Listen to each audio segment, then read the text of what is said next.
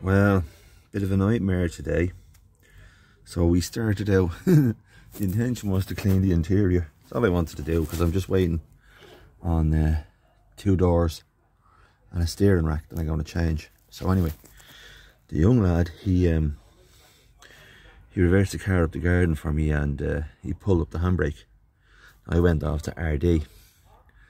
When I came back from RD about an hour later, I said, right, I'll get the stuff now and we'll give this a good scrub, and we'll bring this all up nice and bright and white.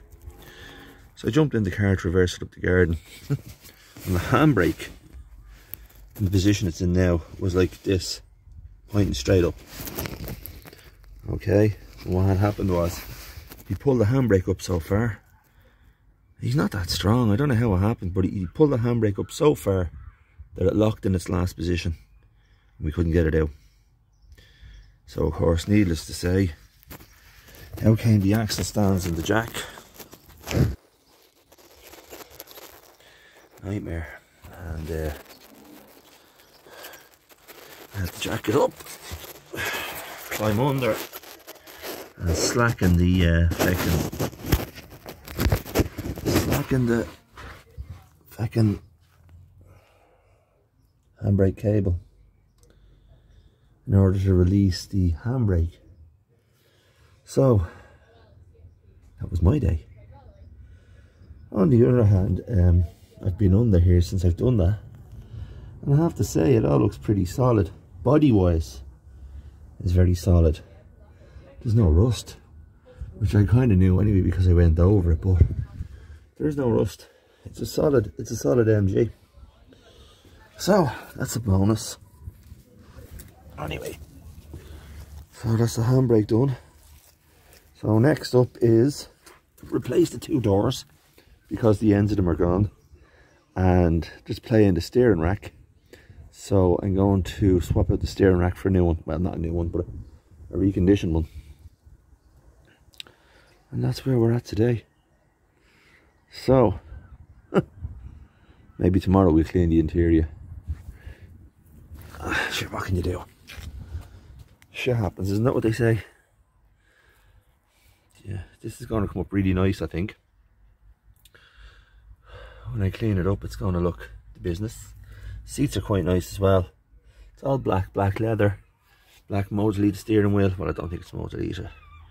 It's some kind of sports steering wheel. And we get this all tidied up. Yeah. Holy God. And the engine bay. Let's have a look at that. Engine bay. It sounds very American these days. Engine doesn't look too bad either. It runs quite nice. So I'm looking forward to getting stuck in here and tidying all this up. All of the connections here, you've seen where my fingerprints have been on them. I've been checking them, pulling them apart. They were just left sitting, so they were all a bit corroded. So a small bit of sandpaper out and just clean up all the connections. I done 1 or 2 of them because I was looking for there was a fault initially the other day when we got home with the car. It wouldn't, the key was turning up and all the lights was coming on, but it wouldn't actually go the extra bit to start. And I thought it was a fuse or a bad earth. It wasn't a fuse or a bad earth. It turned out it was just a fucking it was just the ignition barrel itself. You just need to push the key in a little bit further and twist it. Ah, it's gas, isn't it? But anyway, small stuff like that. Extra fan fitted there. It's on a separate switch. I like the MG engine. It's really simple and it's nice to work on. It's real handy to work on, you know. Like even a gobshite like me can manage it. It's mainly just corrosion. You can see it just needs cleaning up. I've ordered plugs and an oil filter, but I won't have them till Tuesday. 2 air filters, 2 doors. Steering rack down there is completely goosed. It's just banging and clanging all over the shop when you lock it left to right. There's masses of play in the steering wheel.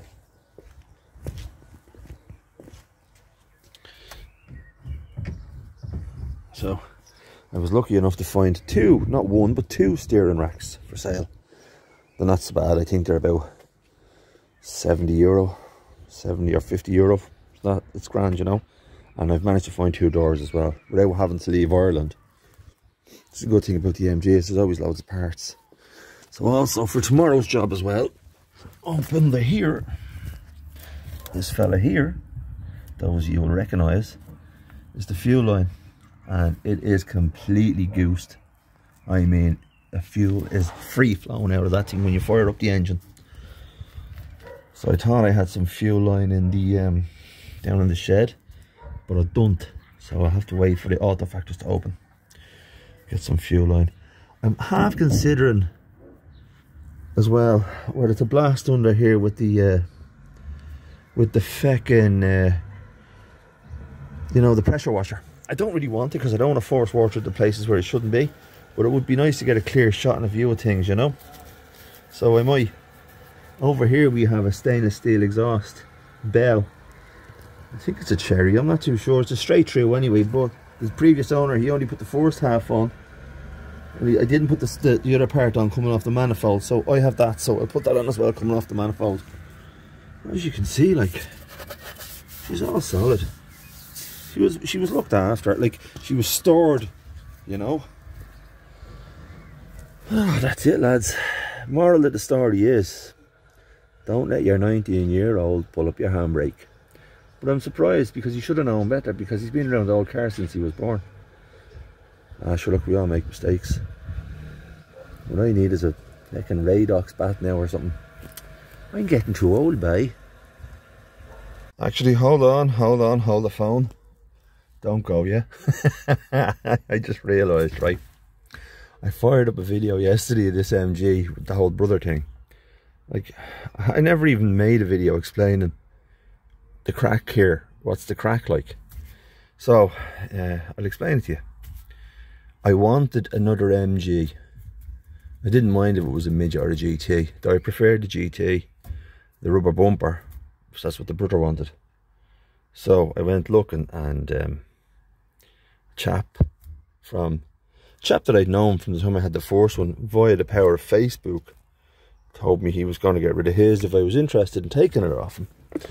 So sure, I said that'd be great. So we agreed a deal. I'm happy enough, and he's a nice chap, honest and upfront. Said they needed a bit of work. I said that's great, because that's what I'm looking for, something that needs a bit of work. Because at this time of the year, right up until about September, I'm at the cars constantly, cars and bikes. It's my hobby. It's like the rest of us. I just love to potter with them. But come the winter time, I've no interest. I just lose interest completely. It's just too cold for me. Even though I now have a garage, a big garage, I love working off my driveway at home. I just love it. I don't know why. Don't ask me why. Some fellas dream of having a garage. I just hate driving all the way over there. I just work from home. Anyway, so this car, right? MGB GT 1978 1.8 rubber bumper model. This is her. So as you can see, the dash is different. Different layout on the dash to the earlier 72 I had. It's grand, like, I mean, I've checked the car over yesterday and today, 2 days, as you've seen there in the video, and like, there's not much rust on it. The doors are gone, right, for whatever reason, I don't know. It's just one of those weird things. Maybe somebody's going to tell me, oh no, the doors are gone because, right, that's grand, but the doors are gone. They're fuked. I'll show you.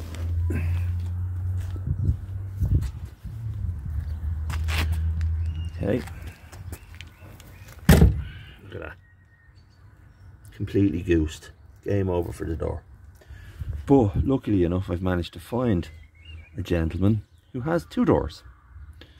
One is brand new for the driver's side, and the other one's been redone but has a mark in it. But I bet that they kick up the hole. I mean, I'm not going to get doors in from the UK, and now with the whole Brexit thing, we're getting lashed here when we get anything over from the UK. Couriers are just making up their feckin' prices and calling it tax. So that door is gone. You can see the rest of the car is grand. Needs an aerial, big whoop. The engine bay I've showed you. Grand. Grand. Small bit of rust here that I clean down. This door is completely goosed. Again. So that door is getting whipped out. This I'll get cleaned down, stuck into this. I'll sort that out. The door has gone down here. The chap put K-rust, I think, on to try and stop the rust. You know, sills are all good. So I have a door for there as well. Here again, surface rust. Because I'm gonna spray this one myself, or I don't know what I'm gonna do. Why do we always end up with red? Why is everything red? Let's see, back if it's fine. 100%. Excuse me. Oh, new wheel nuts from Just MG's. And that'll be the job. I don't know. I seem to like the rubber bumper more. Just seems more kind of robust than the chrome bumper. And I've had the two of them, so you can see she needs to go scrub down and clean. That's where I was heading today, like. But it's now something like 6 o'clock in the evening, but I'll probably still stay over here till about 8 o'clock. Because I'm a simpleton. Nothing better to do in my life. Look.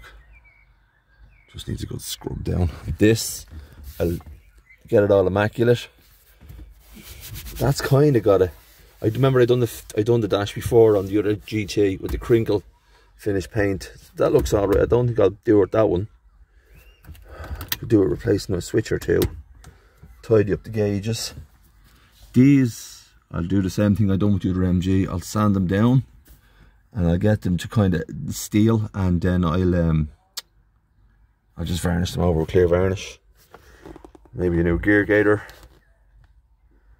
Bit of a tidy up.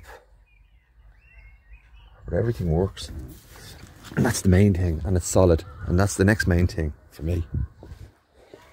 So, I fire her up for you. She goes on a snap as well. This is what I was saying to you now. When we started out originally, I was down with the chap that I bought it from. And it was sitting for about 2 years. He said it was sitting for 2 years. But he had it covered. Which I think is kind of reflected in the fact that, you know, the body is still half decent. And solid. But he said to me it always goes on a snap. Well, after being sitting for 2 years, of course, we checked it before we started it. And it took a time now. But it fired up. We stuck a battery in, and by Jesus, it fired up. And I did take it for a quick spin yesterday, just to see the level of where we were at. Everything works. The overdrive works. Oil pressure, temperature. She bombs along. When I get the other half of the exhaust, the exhaust noise is not what I would expect it for a straight through kind of stainless steel. It doesn't sound like meaty or throaty. It's kind of, I think maybe when I have a fiddle about with the engine and I drop the idle and I put the other piece on from the manifold down, it might make a difference. But at the minute, it doesn't sound to me the way it should sound. You know, it doesn't sound like loud and kind of rawr. Anyway, we'll fire her up. See what you think. Give you a now listen. All up, all on. There's a separate switch for the fan there, the second fan. I do just leave it on. Same with the Fiesta. Straight away she just goes. Jesus, my own didn't start that good. With no choke, do you know what I mean? See here. We've got good oil pressure. Fuel gauge be running out. I can't leave her running for long because, like I said, we have a leak in the fuel pipe which we'll fix.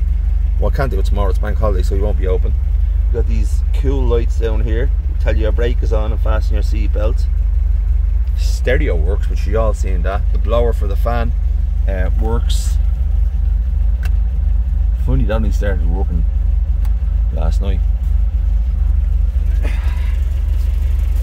The pedal, I have to put the spring back onto that, I think. Or no, it springs on it. We'll have to have a look at that. That'll be going up to the pedal box.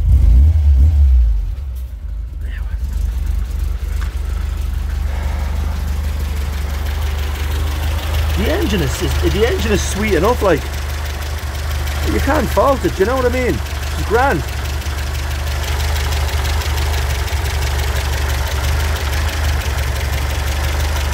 Again, the engine is even, to me, looks in better condition than the other one was in the 72 engine I had. Just need to tidy up. That's the steering rack. I'll show you down there now in a minute. Or I might do a separate video. I'll tag that video of the steering rack in with this video. Sound wise, I don't think it sounds great at all. I know you get a crappy kind of sound on phones anyway, so the sound won't be the best. But I mean, I don't know, maybe it's the imagination, maybe the other one did sound like that. No, I'm actually going to listen back to this video and then I'll watch one of my old videos from the 72 Chrome bumper. I think the 72 Chrome bumper was much louder. But what I find funny is this is the exhaust, like this is a Bell stainless steel. Now like I said, there's only one half on it. I'll show you here. There's only that half on it so far, and then it runs into the old pipe up onto the manifold. So half the other half, so maybe it'll sound different when I put that on. There.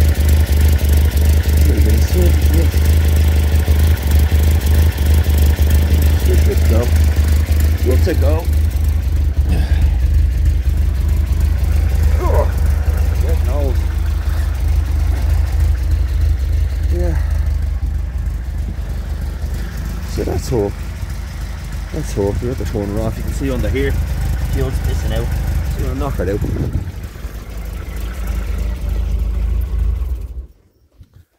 Yeah. So that's all, lads. I'll show you the progress as we go. Show you as we go how we get on, the small bits and pieces we do, and then sure I'll come back and have a look at this video in a couple of weeks or a couple of months, depending on like what I get out of it. And when she's finished, sure, we'll have a look back. We'll do a before and after, huh? Right. Good luck. Oh, before I go, I also need to replace the rubber around the window. But I'm fairly decent at that because I used to do that for a living. I'm a bit worried about getting the chrome trim back in because I've not done one of them before. That's it. That's all. Until the next time, ladies and gentlemen, good luck.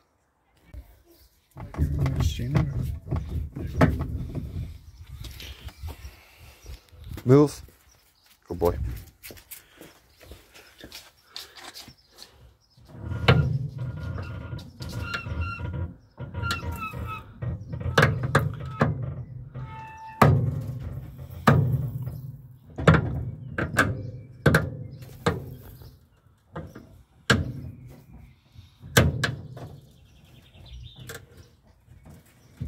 Just give the steering wheel a little shake from side to side. Okay.